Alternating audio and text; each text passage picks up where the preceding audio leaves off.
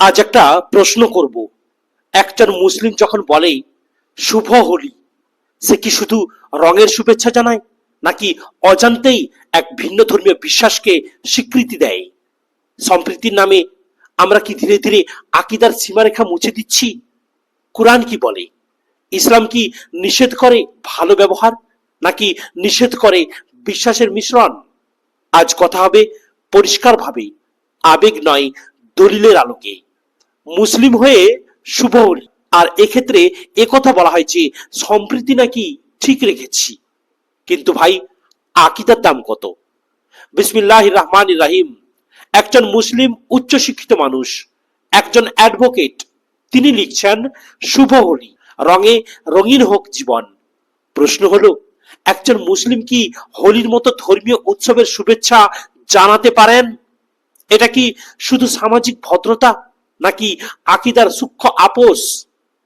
প্রথমে আমরা কথা বলবো হোলি কি। হোলি কেবল রং খেলার অনুষ্ঠান নয়, এটি হিন্দু ধর্মীয় উৎসব, যার পেছনে রয়েছে পৌরাণিক বিশ্বাস, দেবদেবীদের কাহিনী। একজন মুসলিম যখন বলে শুভ হোলি, সে কি কেবল রঙের উৎসবকে শুভ বলছে, নাকি সেই ধর্মীয় বিশ্বাসকেও পরোক্ষভাবে স্বীকৃতি দিচ্ছে? আসুন এবারে কোরআনের নীতিমালা কি বলে।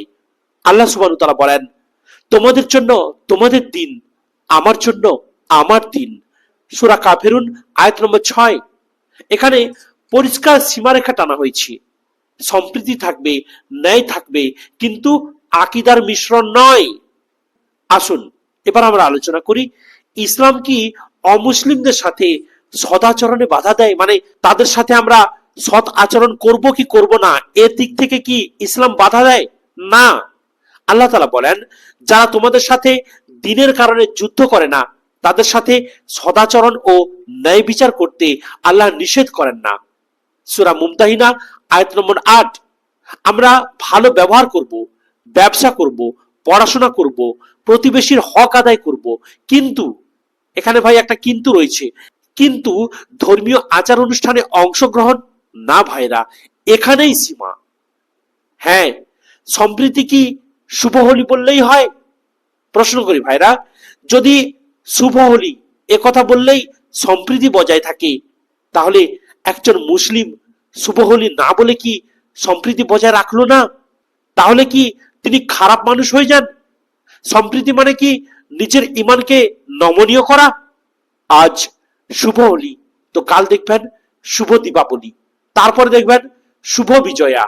এভাবে চলতে চলতে আমরা কি আমাদের সন্তানদের পরিষ্কারভাবে তাওহীদের শিক্ষা দিতে পারবো? আসল সমস্যা কোথায় জানেন ভাইরা? সমস্যা হলো যে আমরা ভদ্রতা কি আর আকীদা কি এটাকেই ভুলে ফেলি। ভদ্রতা মানে আমি আপনাকে সম্মান করব, আকীদা মানে আমি আপনার ধর্মীয় বিশ্বাসকে সত্য হিসেবে স্বীকার করব না। দুইটা কিন্তু এক নয়। হ্যাঁ ভাইরা, আপনি হিন্দুদের সাথে ভালো ব্যবহার করবেন, অবশ্যই করবেন, কেননা ওরা আমাদের ভাই আর আমরা ওদের ভাই। ওরাও আল্লাহর বান্দা, আমরাও আল্লাহর বান্দা। তবে এ নয় যে ওনাদের ধর্মীয় বিশ্বাসকে আমি মেনে নেব। হ্যাঁ ভাইরা, আপনারা হয়তো ভাবছেন যে শুভ হোলি বললাম বলে কি ওদের ধর্মকে মেনে নিলাম? যদি আপনি না মানেন, তাহলে আপনি বললেন কেন এই হোলি রঙে আপনার রং মিলেমিশে যাক, আপনার জীবন সুন্দরময় হয়ে উঠুক? এভাবে আপনি চাইছেন কেন? আপনি নিশ্চয়ই হোলিকে সমর্থন করছেন, আর এই সমর্থন করাটাই কিন্তু ইসলাম নিষেধ করে। পরিশেষে বলি, একজন মুসলিম আল্লাহকে মানে, লা ইলাহা ইল্লাল্লাহ, তার মানে আমি এক আল্লাহ ছাড়া কারো ইবাদত স্বীকার করি না। আর সেখানে প্রশ্ন হলো, আমি কি এমন কোন ধর্মীয় অনুষ্ঠানের শুভকামনা করতে পারি যার ভিত্তি আমার আকীদার বিপরীতে? আমাদের অবস্থান স্পষ্ট হোক, আমরা অমুসলিমদের শত্রু নই, কিন্তু আমরা আমাদের দিনের সীমারেখা মুছে ফেলবো না। সম্প্রীতি থাকবে, ভদ্রতা থাকবে, কিন্তু ইমান বিক্রি নয়। আপনারা কি মনে করেন?